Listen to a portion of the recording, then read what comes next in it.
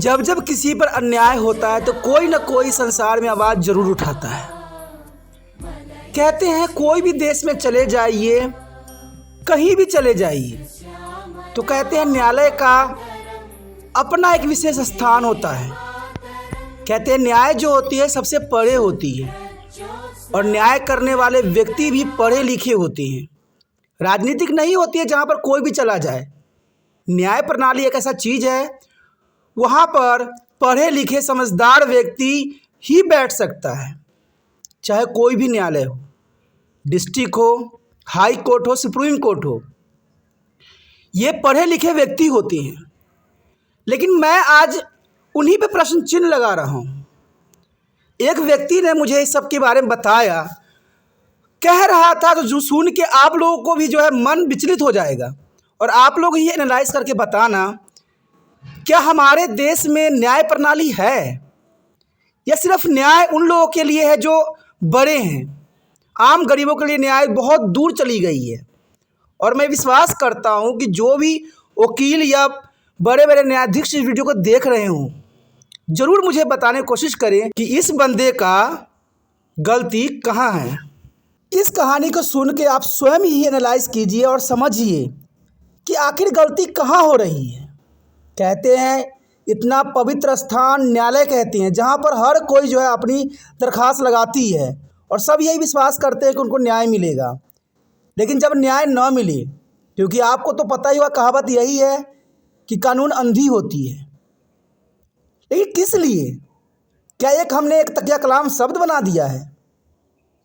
कानून यानी उस पर बैठने वाला व्यक्ति जो देखता भी है, सुनता भी है, समझता भी है और एनालाइज भी करता है।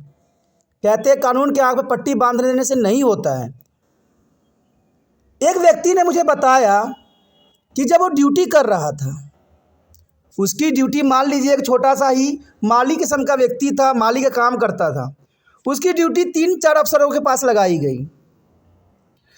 थोड़ा सा उससे कुछ गलती हो गया, फूल खराब हो गया, चाहे कुछ भी हुआ, एक अफसर ने उसको सस्पेंड कर दिया कि तुम 10-20 दिन से जो है 1-2 महीना से छुट्टी पे हो, तुम मेरे घर पे आए ही नहीं। उसने डिक्लेयर कर दिया कि तुम एब्सेंट थे। बाकी 3 ने ये लिख के दे दिया, वो भी अफसर था, लिख के दे दिया कि ये व्यक्ति जो है मेरे घर पे प्रतिदिन काम करने आता है, काम करता है, जाता है। तो चलिए उस व्यक्ति का हिम्मत बन गया कि चलो मुझे सस्पेंड कर दिया गया है, तो कम से कम बाकी अफसर ने तो ईमानदारी दिखाई, उन्होंने तो लिख तो दिया, अच्छी बात है। कहते हैं किसी गरीब का पेट पे लात नहीं मारना चाहिए और उन्होंने भी ऐसे ही किया। कहते हैं किसी खुंदक के वजह से दूसरे का खराब हो, ये तो सही नहीं है। अब ये केस बेचारे ने बड़े मुश्किलों से एक वकील हायर किया। वकील को भी पता था कि बंदा बहुत गरीब है, बच्चों को पढ़ाता है, केस लड़ा और इसकी बात सच निकली।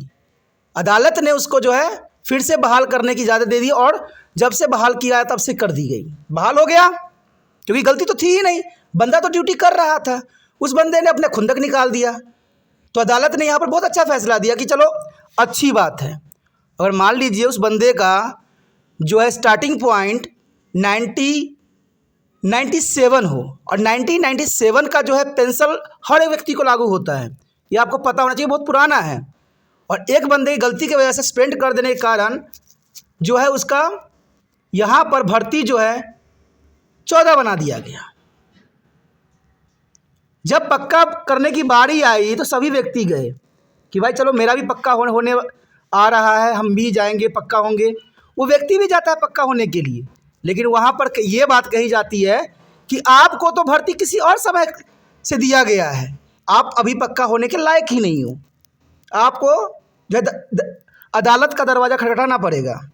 बंदे ने फिर एक रोटी जो है इकट्ठा करके मेहनत करके वकील के पैसा भर दिया। आपको पता ही होगा कि वकील के फीस कितने अधिक होते हैं। एक आम व्यक्ति के लिए, गरीब व्यक्ति के लिए जो है केस लड़ना बहुत बड़ी बात है और ये उच्च न्यायालय को समझना चाहिए। हाई कोर्ट हो, सुप्रीम कोर्ट हो, डिस्ट्रिक्ट कोर्ट हो, इस बात को समझना चाहिए और गरीब के हक में हमेशा फैसला सही करना चाहिए, जो आगे चल के उसको प्रॉब्लम ना हो। तभी तो हमारे देश में न्याय से कहते विश्वास से उठता चला जा रहा है। उस व्यक्ति ने दोबारा केस किया। टाइम तो कहते हैं हमारे देश में सिलसिला रहती है, कोई केस चलता है तो कई समय लग जाते हैं। बंदा ड्यूटी भी करता था, काम भी करता था अपना, और केस भी लड़ता था। पक्का तो हुआ नहीं था, तनख्वाह तो आपको पता ही होगा कितने होते हैं। वो अपना करता गया, बच्चे के पढ़ाना था, घर चलाना था, बहुत अपनी जिम्मेदारी से निभा रहा था अपना। बच्चे भी बड़े नहीं थे, छोटे छोटे ही थे।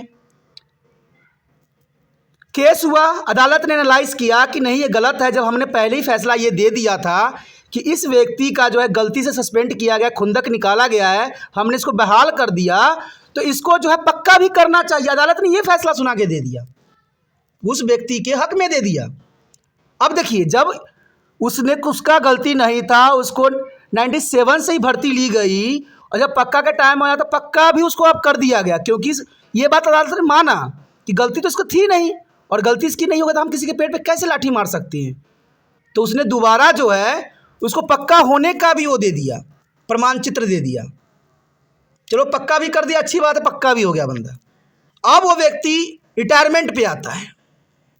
अब रिटायरमेंट पे ये होता है कि उसको ये पता लगता है कि भाई आपको जो है हम पेंशन लागू नहीं करेंगे, क्योंकि आपकी भर्ती जो दी गई है वो उस समय से दी गई है जहाँ से पेंशन ख़त्म कर दी गई थी। अब मुझे आप ये समझाइए कि जब स्टार्टिंग से अदालत ने माना कि उस व्यक्ति की गलती नहीं है और वो जॉब पर था, उसने खुंदक से निकाला, तो उसने आगे बढ़ा दिया केस, जिता दिया केस। दोबारा पक्का की बात थी, पक्का भी उसने जिता दिया उसी कोर्ट ने। और जब पेंशन की बारी आई, उस बंदे ने फिर वकील किया, फिर वकील के पैसे भरे, और जैसे ये केस अदालत में जाता है, पता नहीं क्या एनालाइज जो है कोर्ट के महाधीश करते हैं, केस को दाखिल खारिज खत्म ही कर देते हैं कि नहीं आपको पेंशन तो मिलेगा ही नहीं, आप जाइए, आप अपना जो है बुढ़ापा गरीबी में काटिए। और उस बंदे का रिकॉर्ड जो है कभी छुट्टी नहीं किया अपनी ड्यूटी से। सब देख के हैरान थे। इतने ईमानदार अगर लोगों के साथ ऐसा होगा तो हमारा देश का क्या हाल होगा। कहते हैं आज जो आम व्यक्ति होते हैं, एक भी गलती करे तो अदालत से या पुलिस के जो है कस्टडी से छूट नहीं पाती हैं, लेकिन अगर बड़े लोग गलती कर जाएं तो उनको आराम से जो है बाहर छोड़ दिया जाता है अपने आगे के जीवन जीने के लिए। ये कैसा हमारा देश का संविधान है, कैसा हमारा देश है। कहते हैं जब इतने बड़े उच्च न्यायालय के व्यक्ति ने 2 बार उसी केस की सुनवाई हुई, पहले डिसमिस करने का तो उसमें चलो उस अफसर की गलती मानी गई, उसको आगे भर्ती कर दी गई। जब पक्का होने की बारी आई तो पक्का भी नहीं किया, तो उसने फिर केस किया तो उस पक्के के लिए भी डिग्री कर दी। जब सरकार ने पैसा नहीं दिया तो उस पैसे के लिए भी उसने जो है आगे बढ़ा दिया कि नहीं, अदालत ने साफ बात बोल दिया कि आपको पैसा पूरा देना ही पड़ेगा, इसकी गलती नहीं है इस बेचारे का, पैसा भी दे दिया। लेकिन फिर पेंशन लागू क्यों नहीं? जब पेंशन के लिए उस बंदे ने इतने पैसे लगा के केस दोबारा किया तो अदालत ने क्यों कर दिया खारिज? किस बेस पे? जब 97 से उसने भर्ती किया, जब उसकी गलती कहीं भी नहीं देखी गई, हर जगह वो केस जीतता ही चला गया, हर जगह आगे बढ़ता ही चला गया, जब बुढ़ापा आया तो उसके पेट पे लाठी मार दिया। कहते हैं अगर उच्च न्यायालय ऐसे फैसला करेगी, ऐसे हाई कोर्ट फैसला करेगी, ऐसे डिस्ट्रिक्ट कोर्ट फैसला करेगी तो बात कहाँ से बनेगा? ये बात हमारे संविधान में कहाँ लिखी गई है कि बुढ़ापा आए तो लात मार के परे मार दो? 60 साल में रिटायरमेंट होती है, 60 साल में जो अगर आपका पेंशन भी लागू नहीं होगा तो उस व्यक्ति का जीवन कैसा होगा? मैं यही बात कहना चाहता हूं कि उस व्यक्ति के पास अब इतना पैसा नहीं है कि फिर से वकील हायर करे, फिर जो करे। एक बार तो उसने किया, वकील हायर किया, लेकिन अदालत ने क्या किया, उसे खारिज कर दिया केस। क्यों किया? जब आपने ही 3 बार फैसला उसको ये दे दिया, जब उसको डिसमिस किया गया तब आपने सही फैसला किया, जब उसको पक्का नहीं किया गया तब फैसला आपने सही किया, जब उसको पैसे नहीं दिया जा रहा तब पिछला पैसा जब सही था तो वो आपने दिलवा दिया, तो आपने अंत में जो है आपने खारिज क्यों किया? जब वो व्यक्ति हर जगह सही था, उसकी एक भी छुट्टी कहीं भी दर्ज नहीं थी, वो इतना ईमानदारी से कार्य कर रहा था, फिर ऐसा क्यों? अगर कोई भी बड़े व्यक्ति वीडियो देख रहे हैं तो इस बात का एनालाइज जरूर करें, और मैं यहाँ पर नंबर भी रहता है लास्ट में, ज़रूर कांटेक्ट करें, जिससे ये बात हो कि किसी के पेट पे लाठी ना मारे। क्या पता कुछ ऐसी बातें हुई हो जो नज़रअंदाज हो गया हो। मैं अदालत से यही बात करता हूँ कि ऐसा नहीं होना चाहिए। आप पे जो है कहते हैं अदालत पे सब विश्वास करता है, एक गरीब से लेकर अमीर तक, और सबका यही विश्वास रहता है कि आप पढ़े लिखे हो, बहुत ही उच्च स्तर के होते हो। और हमारे देश में संविधान में भी ये लिखा गया कि अदालत सबसे उच्च होती है और सबको एक बात मानना चाहिए, राजा और रंक सबको बात मानते हैं। लेकिन ऐसा अगर फैसला होगा तो लोग कितने हताश हो जाएंगे कि जब मेरा अदालत ने हर जगह मुझे सही साबित किया है तो अंत में मुझे गलत साबित क्यों कर दिया, किस कारण? क्या मैं दोबारा फिर केस करूंगा, फिर वकील को इतना पैसे भरूंगा, और भरूंगा तो मुझे फिर से वही बात आ जाएगी कि आप तो पेंसिल के लायक हो जाओगे। ऐसा क्यों? बार बार हमें वकील के पास जाने की क्या जरूरत पड़ रही है? जब आपने एक बार जो है वहाँ अफसर की गलती पकड़ लिया कि उसने अपने खुंदक में जो है ये सारे काम किए हैं, तो उसी के लिए 4-4 बार केस लड़ने की क्या ज़रूरत है? एक बार ही आप कह दीजिए कि भाई इसको सब कुछ जहाँ से स्टार्ट है वहीं से अपना क्लियर कीजिए। ये बार बार केस के लफड़ा में क्यों पड़ा रहे हो आम व्यक्ति को? ये दुखी की बात है। हमारे देश में ऐसा कैसे चल सकता है आगे? कहते हैं हर कदम पर अगर लोगों को दुखी दर्द सहना पड़े तो न्याय कौन करेगा? कहते हैं न्याय एक ऐसा मंदिर है जो सबसे ऊंचा है, और किसी को तकलीफ होती है तो वो मंदिर के ही दरवाज़ा खटखटाता है। और ये ऐसा मंदिर है जिसमें कोई धर्म, कोई जाति का धर्म नहीं होती है। यहाँ पर तो कहते हैं न्यायाधीश ईश्वर समान होते हैं और सबके फैसला जो है न्यायोचित करते हैं।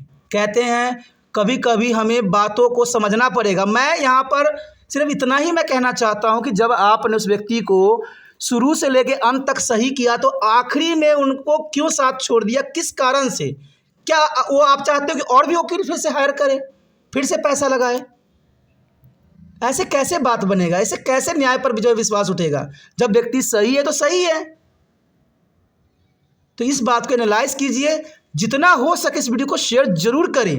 कहते हैं किसी की मदद करना ही दुनिया में सबसे बड़ा है, और ये मदद से मत चुकिए, क्योंकि जितना हो सके इस वीडियो को शेयर कीजिए, इतना शेयर कीजिए कि ये हर जगह पहुँचे और हर व्यक्ति जो इसको एनालाइज करे, और शायद उस व्यक्ति का जो है भलाई हो जाए और आप लोगों को भी जो है वो दुआ दे कि कम से कम हमारे देश में ऐसे लोगों की कमी नहीं है जो देश कल्याण चाहते हैं और देश की भलाई चाहते हैं। जय हिंद।